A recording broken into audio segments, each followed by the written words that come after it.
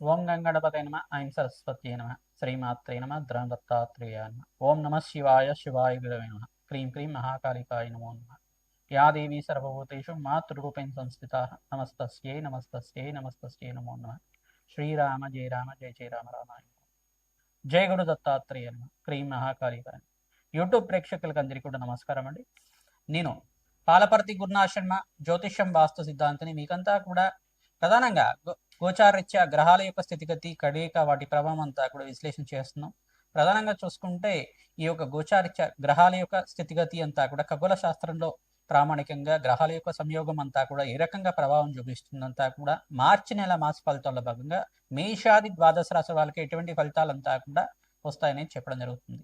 నేను పాలపర్తి గురునాశర్మ జ్యోతిష్యం వాస్తు సిద్ధాంతిని. మీకంతా కూడా సంపూర్ణంగా గోచారిత్య ఫలితాలు మరియు మాస ఫలితాలంతా కూడా విశ్లేషణ చేయడం జరుగుతుంది.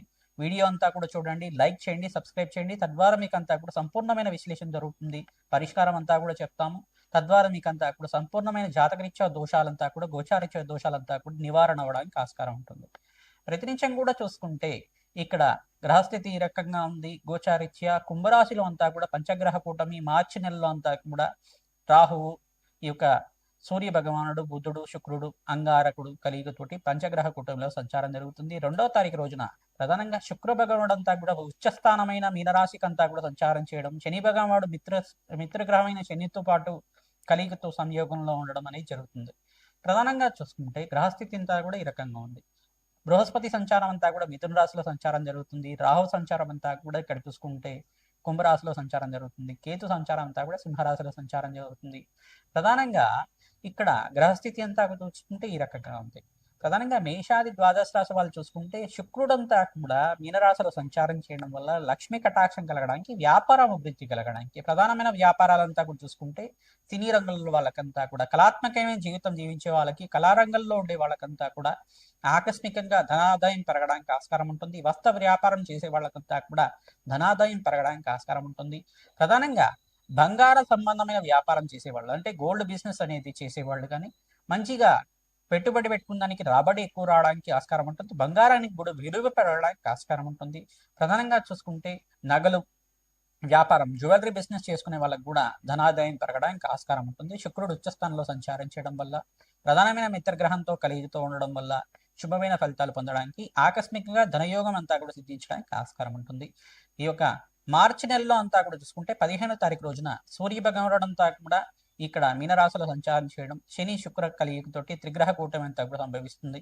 ప్రధానమైన గ్రహాలంతా కూడా మార్పు జరుగుతుంది. కావున విశేషమైన ఫలితాలంతా కూడా సంపూర్ణ ఫలితాలంతా కూడా విశ్లేషణ చేయడం జరుగుతుంది. ప్రధానంగా చూసుకుంటే బుధ భగవానుడు కూడా మార్చి నెలలోనే మనకంతా కూడా మీనరాశిలో చతుర్గ్రహ కూటమిలో సంయోగం అంతా కూడా జరుగుతుంది. 4 గ్రహాల సంయోగం అంతా కూడా జరుగుతుంది.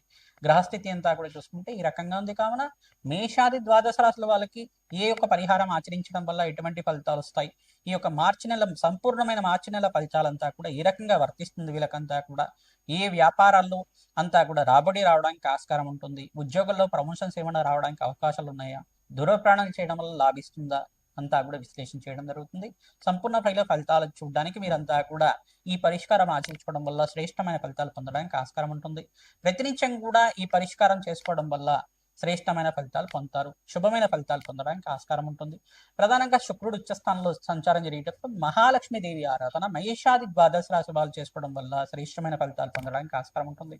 మహాలక్ష్మి దేవి ఆరాధనలో భాగంగా తామర పూలతోటి, మల్లె పూలతోటి, తులసి దళాలతోటి, మారేడు దళాలతో అమ్మవారిని అర్చించడం వల్ల, సహస్రనామార్చన, శ్రీసూక్త పారాయణం అంతా కూడా చేయించడం వల్ల, లక్ష్మీ కుబేర శాంతి హోమాది కార్యక్రమాలు ఆచరించుకోవడం వల్ల జాతకరీత్యా ఉన్న సకల గ్రహదోష నివారణ అవుతుంది. తద్వారా శ్రేష్టమైన ఫలితాలు, ఆకస్మికంగా ధనయోగం, ధనలాభాలంతా కూడా సిద్ధించడానికి ఆస్కారం ఉంటుంది. ప్రతినిత్యం కూడా దత్తాత్రేయ ఆరాధన చేసుకోవడం శ్రేష్టంగా ఉంటుంది. గోమాత సేవ ఎవరైతే చేస్తున్నారో మీకంతా కూడా అఖండమైన పుణ్యప్రాప్తి కలుగుతుంది. ఆకస్మికంగా ధనయోగం, ధన ప్రాప్తి అంతా కూడా సిద్ధించడానికి ఆస్కారం ఉంటుంది. కర్కాటక రాశి జాతకులకి ప్రధానంగా చూసుకుంటే మార్చి నెల ఫలితాల్లో అంతా కూడా మీకు ఎటువంటి ఫలితాలంతా కూడా గోచారిత్య గ్రహాల యొక్క స్థితిగతి ఏ రకంగా అనుకూలిస్తుందో విశ్లేషణ చేయడం జరుగుతుంది. ప్రధానంగా మీనరాశిలో అంతా కూడా శుక్రుడు సంచారం అంతా కూడా ఉచ్చ స్థానంలో శని భగవానుడితో పాటు కలిగిలో ఉంటారు. మార్చి నెలలో అంతా కూడా రవి భగవానుడు అంతా కూడా మార్చి 15వ తారీఖు రోజున మినరల్ సంచారం జరుగుతుంది. తద్వారా మీకంతా కూడా రాజయోగ ప్రాప్తి కలగడానికి ఆస్కారం ఉంటుంది. ఇక్కడ శుక్రుడంతా కూడా ఉచ్చ స్థానంలో మార్పు, ప్రధానంగా బృహస్పతి అంతా కూడా చూసుకుంటే మిథున రాశిలో ఈ యొక్క సంచారం చేయడం వల్ల మీకంతా రాజయోగ ప్రాప్తి కలగడానికి ఆస్కారం ఉంటుంది.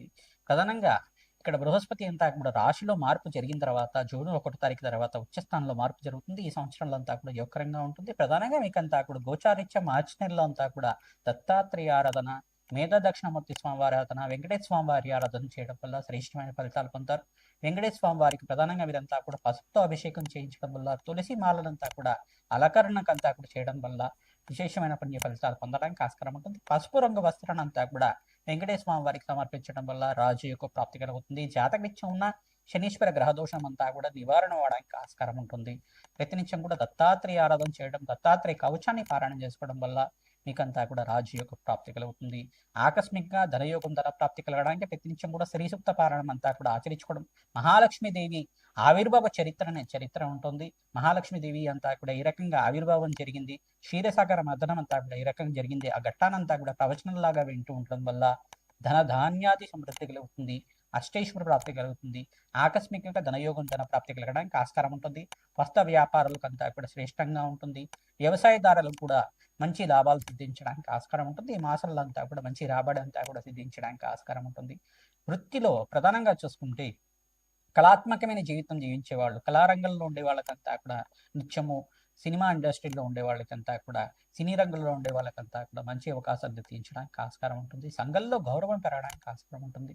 మీకంతా కూడా రాజు యొక్క ప్రాప్తి కలగడానికి ప్రయత్నించడం కూడా రాజశ్యామల యజ్ఞాతి కృతులు ఆచరించుకోవడం, దత్తాత్రేయ స్వామివారి ప్రీతికరంగా జపము హోమాది కార్యక్రమాలు ఆచరించుకోవడం వల్ల దత్తాత్రేయాయ స్మరణ మాత్రైన సంతుష్టాయ నమః ఈ మంత్రాన్ని అంతా కూడా జపాన్ని ఆచరిస్తూ ఉండండి. తద్వారా శ్రేష్టమైన ఫలితాలు పొందడానికి ఆస్కారం ఉంటుంది. దత్తాత్రేయాయ స్మరణ మాత్రైన సంతుష్టాయ నమః నామాన్ని అంతా కూడా ప్రతినిత్యం కూడా జపాన్ని ఆచరించుకోవడం వల్ల రాజయోగ ప్రాప్తి కలుగుతుంది.